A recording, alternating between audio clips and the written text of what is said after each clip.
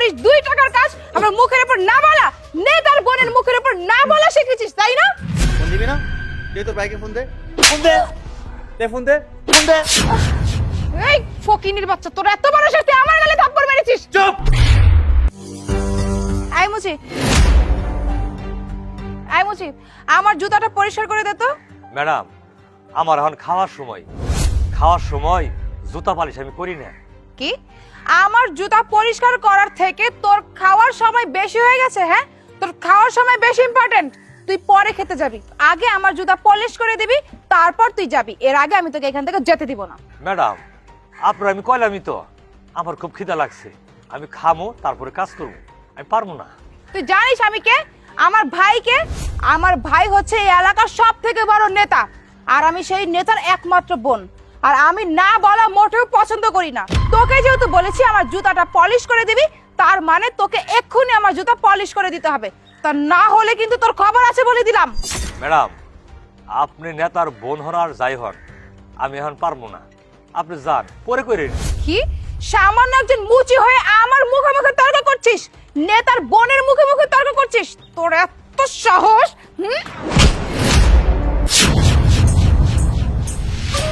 সামান্য মুচি হয়ে করিস 2 টাকার কাজ আমার মুখের উপর না বলা, নেতার বোনের মুখের উপর না বলা শিখেছিস তাই না? এই, কি সমস্যা আপনার? কি হয়েছে? আপনি আপনার বাবার বয়সী লোকের গায়ে লাথি মারলেন? কি প্রবলেম কি আপনার?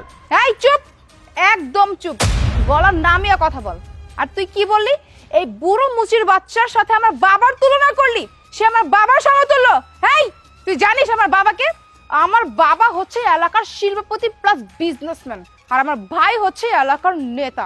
তুই হুট করে উড়ে এসে জুড়ে বসে এই ফকিনিটার সাথে দরদ লাগাচ্ছিস? হ্যাঁ, ফকিনিটার জন্য কি দরদ বেয়ে বেয়ে পড়ছে? এই, আপনি কি বলতেছেন? ওনাকে এখান থেকে উড়িয়ে দেবেন? একে তো নিজে অপরাধ করেছেন, ওনার গায়ে হাত তুলেছেন, তার উপর বলছেন আমরা ফকিনির বাচ্চা। এক্ষুনি ভালোই ভালোই বলছি, ওনার পায়ে ধরে ক্ষমা চান, না হলে আপনার খবর আছে। কি বললি তুই? আমি যদি বুড়ো লোকের কাছে ক্ষমা না চাই, তাহলে তোর হাতের 5টা আঙ্গুলের ছাপ আমার গালের মধ্যে পড়বে। হাই ফকিন্নির বাচ্চা, তোকে তো দেখে মনে হচ্ছে মুচির কামলা তুই, তার জন্য মুচির হয়ে তুই আমার সাথে সাফাই গাচ্ছিস? হ্যাঁ, এই তুই কি ভেবেছিস? তুই কি জানিস আমার ভাই যদি এইখানে থাকতো তাহলে তোকে এক চুটকি দিয়ে এখান থেকে উড়িয়ে মারতো?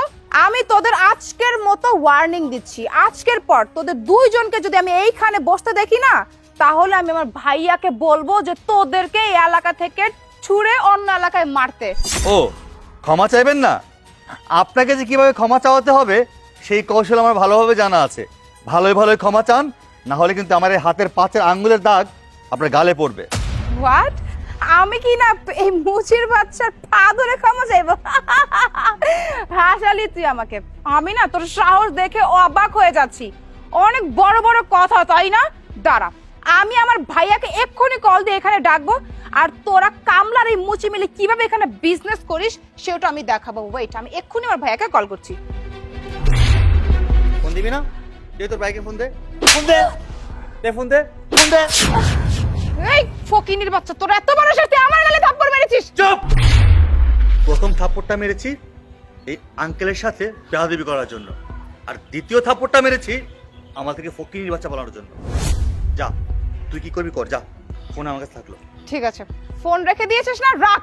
তোরা যদি সাহসী হয়ে থাকিস তাহলে এখানে দাঁড়িয়ে থাকবি।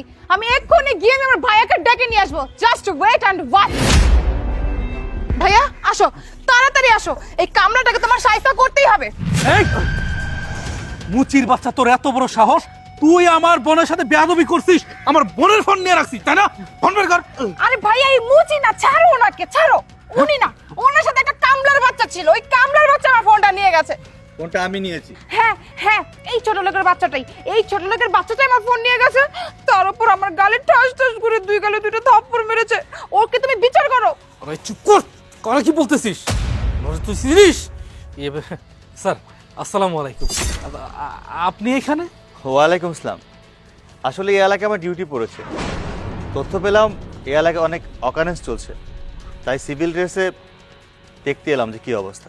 হাই ভাইয়া, তুমি ওনাকে স্যার কেন বলছো? এটা তো গরিব ছোট লোক, ফকিন্নি। আরে চুপ কর, তুই কারে বারবার কামলা বলতেছিস? তুই কোনারে চিনিস? উনি হচ্ছেন আমাদের এই এরিয়ার নতুন গোয়েন্দা অফিসার, আর যার সাথে তোর বিয়ে ঠিক হয়েছে, আর তার সম্পর্কে না জেনে শুনে তুই তাকে কামলা বলতেছিস, তাই না? একদম চোখ রাখবি। স্যার, আসলে আমার বোন ছোট মানুষ তো, ও বুঝতে পারেনি স্যার, হঠাৎ করে ভুল করে আজে বাজে কথা বলে ফেলেছে স্যার। ওর হয়ে আমি আপনার কাছে ক্ষমা চাইছি স্যার, মাফ করে দিন স্যার। আচ্ছা, আপনার বোন যে উশৃঙ্খলভাবে বড় হয়েছে, আমার বিশ্বাস ওর ভবিষ্যৎ খুবই খারাপ। হয়তো আপনার আদরের বোন আপনারা সেভাবে বড় করেছেন, কিন্তু যে অন্যায়টা করেছে এই মুরব্বির সাথে, মুরব্বির গায়ে লাথি মেরেছে, আপনি বলুন আপনার বোনকে এই মুরব্বির কাছে ক্ষমা চাইতে। এরে, এখনো কেন দাঁড়িয়ে আছিস বেয়াদব কোথাকার? একজন মুরব্বী মানুষের গায়ে কেউ লাথি মারে? তোকে আমি এই শিক্ষা দিয়েছি নাকি? মাপচা বলছি। স্যার আসলে আপনি যে ডিবি অফিসার বাট সিভিল ড্রেসে, এই জন্য না আমি চিনতে পারিনি, না জানে না বুঝে অনেক কটু কটু কথা বলে ফেলেছি, অপমান করেছি। প্লিজ আপনি আমাকে ক্ষমা করে দিন, আর আমি এই বৃদ্ধ চাচার কাছে ক্ষমা চেয়ে নিচ্ছি। চাচা, আপনি বয়স্ক মানুষ, অথচ আমি আপনার গায়ে লাথি মেরেছি। প্লিজ চাচা, অল্প বয়স তো, মাথার রাগটা কন্ট্রোল করতে পারিনি, প্লিজ আপনি আমাকে ক্ষমা করে দিন চাচা। ঠিক আছে মা, আমি মাফ করে দিলাম। স্যার, আমি মাফ করে দিয়েছি, আপনিও মাফ করে দেন। শুনুন চাচা, আপনি ক্ষমা করে দিয়েছেন আপনার সাথে যে অপরাধ করেছে তার জন্য, আর আপনি ক্ষমা করে দিলেই কিন্তু আমি ক্ষমা করে দিতে পারি না, কারণ তার সাথে আমার বিয়ে ঠিক হয়েছে, সারা জীবন তার সাথে আমার সংসার করতে হবে। আর আপনার মনের মতো একটা উশৃঙ্খল মেয়েকে আমার ঘরে বউ করা কখনোই পসিবল না। আমি চাই না এমন একটা বেয়াদব মেয়ে আমার সংসারে আসুক। হ্যাঁ, যে আপনার ফোন, আর আপনার বোনকে একটু শাসন করুন। মেয়ে মানুষ এভাবে চললে তাকে মেয়ে মানুষ বলে না। আর যাই হোক, আপনার বোনের সাথে আমার বিয়ে ঠিক হয়েছিল না, আপাতত ক্যান্সেল। আরে স্যার,